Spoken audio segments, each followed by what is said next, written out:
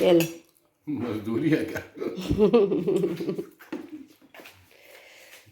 डब्बे क्या क्या है? छोला, सलाद, पापड़, रोटी। अब पापड़ है। दही जमा नहीं है, मतलब जम गया है लेकिन। अरे ठंड में बड़ा दिक्कत से जमता है। परसों खाए थे, बड़ा अच्छा था। हाँ तो 2 दिन लगता है, तब थोड़ा खटास कल आपको। वाला जो है उसमें खटास खटास। नहीं था। हाँ तो 2 दिन लगता है, थोड़ा हल्का खटास वाला आपको पसंद नहीं है। और वो पसंद नहीं है, हल्का खटास वाला जो पुरानी जमा होता है, हजम भी नहीं होता है। सही बना पोहा। जम जो मैं पैक करूं। खा लो ना पहले शांति से, अभी तो है टाइम 5 मिनट। खा तो राम रोटी होगा। सलाद सलाद है। पापड़ छोला ये गया, रोटी छोला और जो पापड़ खाता हूँ ना, लोगों का मन ललचता है देख के। कैंटीन में खाता हूँ ना, कटर कटर तो विकास तो लेके खाया, मुँह में ले लीजिए। उन्हें नहीं नहीं है, मुँह का स्वाद थोड़ा ये कर रहा हूँ। पापड़ बहुत टेम्पटिंग होता है ना। राधे राधे दोस्तों, गुड मॉर्निंग। अभी जस्ट मैं नहा कर आई हूँ और अभी यहाँ कलकत्ता में उतनी ठंड नहीं आई है। मतलब सुबह पहले थोड़ी सी ठंड रहती है, नहाने के पहले पहले ऐसा लगता है, और नहाने के बाद तो बिल्कुल भी ठंड नहीं लगती है। और नाइट में थोड़ी सी रहती है हल्की फुल्की, और स्पेशली मुझे ही लगती है। मेरे बच्चों को दोनों को नहीं लगती है और पारिक जी को भी नहीं लगती है, और मुझे थोड़ी सी ना ये टेंडेंसी है, मुझे ठंड ज़्यादा ही लगती है। और एक कमेंट आया था मेरे पास काफ़ी पहले कि आप ना हेयर ड्रायर क्यों नहीं यूज़ करते हो। तो हेयर ड्रायर मैं नहीं यूज़ करती हूँ क्योंकि उससे मेरे बाल बहुत ज़्यादा झड़ते हैं, इसलिए मैं नहीं यूज़ करती हूँ। और वैसे भी मम्मियों के समय से ये देसी जुगाड़ी घर पे देखा, तो हमने बस यही फॉलो किया आज तक। और कभी हेयर ड्रायर की ज़रूरत पड़ी तो ज़रूर ले लूँगी।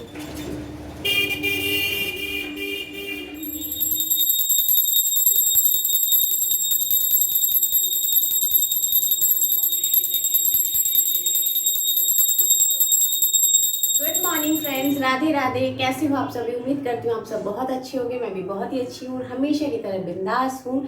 और आज का जो व्लॉग है वो मॉर्निंग से वैसे तो स्टार्ट हो ही गया था। और आज मैंने टिफ़िन में बनाए हैं छोले, और बच्चों को टिफ़िन में छोला पूड़ी दिया, और पारिक जी को रोटी दी है। वो आपको पता ही है, आपने पारिक जी ने खुद ही बखान कर दिया सारा कि क्या ले जा रहा हूँ क्या नहीं। इनकी आदत क्या है ना, कोई तो होता है ना कि टिफिन में जो डाल दो बस वहाँ जाके ही सरप्राइज मिलता है कि क्या बना है।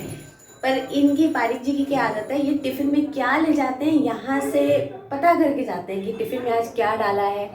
और जब ऑफिस से आते हैं ना, तो रास्ते से ही व्हाट्सएप पे मैसेज करके पूछ लेते हैं कि आज खाने में डिनर में क्या बन रहा है। तो इनको पहले से पता होना चाहिए कि मैं आज क्या खाने वाला हूँ। तो इनकी ये हैबिट है। तो मैं टिफ़िन भी जब देती हूँ ना, ये हमेशा पूछ लेते हैं कि टिफ़िन में क्या है। मतलब वहाँ जाके इनको सरप्राइज़ नहीं चाहिए, इनको पता होना चाहिए, मेंटली प्रिपेयर होने चाहिए कि हाँ मुझे ये लंच में मिलने वाला है और ये डिनर में मिलने वाला है। और आज मुझे ना पूजा में, नाश्ते में, हर चीज़ में बहुत लेट हो गई, क्योंकि क्या है ना, मुझे आज एक्चुअली शैम्पू करना था। और जिस दिन मुझे सर धोना होता है ना, उस दिन मैं सुबह एकदम जल्दी नहीं नहाती हूँ, क्योंकि सर धोने में थोड़ा टाइम लगता है शैम्पू करने में। और फिर वो गीले बाल बंधे रहते हैं ना, तो ठंड भी लगती है। इसीलिए सारा मैंने निपटा लिया रसोई का काम। उसके बाद में मैं नहाना पूजा का जो काम है ना, वो अब की हूँ। और अब मैं बना रही हूँ पिलर। जो है ना, हमारे हॉल में एक्चुअली 2 पिलर हैं, और दोनों पिलर पे पहले मैंने स्वास्तिक बनाया हुआ था, पर वो स्वास्तिक है ना मिट गया। स्टिकर लगाए थे सबसे पहले, वो भी उतर गए, और कुमकुम से बनाया था वो भी हट गया है। तो इसीलिए मुझे लगा कि बहुत दिन से ना ये ऐसे ही था, और मैं सोच रही थी कि यहाँ पे मुझे स्वास्तिक बनाना है, तो आज मेरे पास समय भी है, तो इसीलिए मैं यहाँ पर स्वास्तिक बना रही हूँ। तो ये एक्चुअली शहरों में क्या होता है, जब हमको फ्लैट मिलते हैं ना, बने बनाए फ्लैट रहते हैं, तो वहाँ पर ये पिलर इस तरह के बहुत सारे फ्लैट्स में होते हैं। अगर आपके भी फ्लैट में इस तरह का कोई पिलर या पोल है, तो उसके ऊपर स्वास्तिक ज़रूर बना दीजिएगा, क्योंकि जितनी बार हम पिलर के नीचे से निकलते हैं ना, उतनी बार कहते हैं कि हमारे माने शरीर पे कष्ट आता है, और अच्छा नहीं होता है। इसलिए अगर आप स्वास्तिक बना देते हो पिलर के ऊपर में, तो जो ये दोष है, माने जो वास्तु दोष है इसका, ये हट जाता है। तो मैं कोशिश कर रही हूँ, बस मुझे बहुत कष्ट हो रहा है क्योंकि मेरी हाइट इतनी कम है, मैं चेयर लगाकर और कर रही हूँ, बट उसके बावजूद भी मुझे बहुत दिक्कत हो रही है। तो मेरी कोशिश जो है वो नाकामयाब हो गई। पिलर पे मैंने ये सिर्फ 2 बना पाई हूँ मैं, बाकी मैं बना नहीं पा रही हूँ क्योंकि एक तो हाइट ज़्यादा है और मेरे क्या ना बीपी की प्रॉब्लम है, मेरा बीपी हमेशा लो रहता है। तो मैं ऐसे अगर देख करके बना रही हूँ ना ऊपर, तो मेरा सर घूम रहा है, मुझे चक्कर आ रहे हैं। तो अब मैंने पारिक जी को फ़ोन किया, उन्होंने कहा कि तुम रहने दो और कहीं गिर पड़ जाओगी तो मैं आ करके मैं बना दूँगी।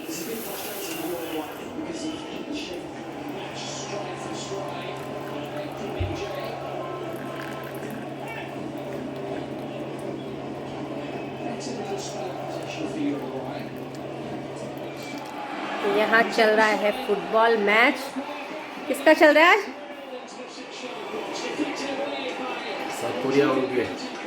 South Korea Uruguay. हमारे घर में 2 है फुटबॉल प्रेमी, एक तो पारिक जी और एक सूरज पारिक। ये 2 है फुटबॉल प्रेमी। Know football cricket. सूरज नहीं, हितांश। हितांश पारिक था, हितांश और पारिक जी। दो सूरज को नहीं, अब सूरज को स्पोर्ट्स से कोई मतलब ही नहीं है। एक पारिक जी देखते हो और हितांश देखते हो। अभी रात के खाने में बना रही हूँ दाल और बाटी। तो बाटी के साथ जो दाल बनती है ना, वो बनती है अरहर की दाल, यानी कि तुहर की दाल भी कुछ लोग बोलते हैं। तो अरहर की दाल है, उसे मैंने बॉईल करके रख लिया है। तो अभी तो उसमें कुछ नहीं किया है, मैंने सिर्फ नमक और हल्दी डाल करके दाल को बॉईल कर लिया है। तो एक बार तो दाल को मैं छोटे बर्तन में निकाल के रख देती हूँ और इसका जो तड़का है वो बाद में लगाऊंगी। जब मैं बाटी चढ़ा दूंगी ना, तो उस बीच में समय जो रहेगा उस समय पर मैं इसे तड़का लगा दूंगी। तो यहाँ पर मैंने 1.5 कटोरी आटा लिया है और आधा कटोरी यहाँ पर बेसन ली हूँ और आधा कटोरी यहाँ पर मैं ले रही हूँ सूजी।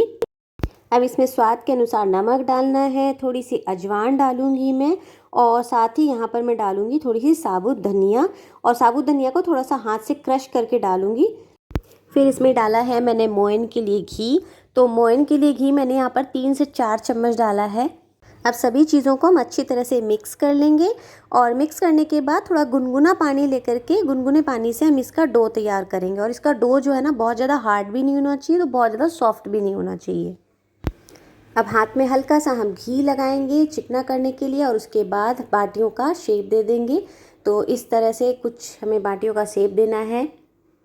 और अगर आप चाहो तो सिंपल जैसे ऐसे गोल शेप दे करके चिपटा करके और चम्मच से या फिर चाकू से आप क्रॉस ऐसे ऊपर में चेक का साइन भी दे सकते हो। ये हम सिर्फ इसलिए बीच से दबाते हैं ना, ताकि ये सेंटर से भी अच्छे से पक जाए, सेंटर से कच्ची ना रहे।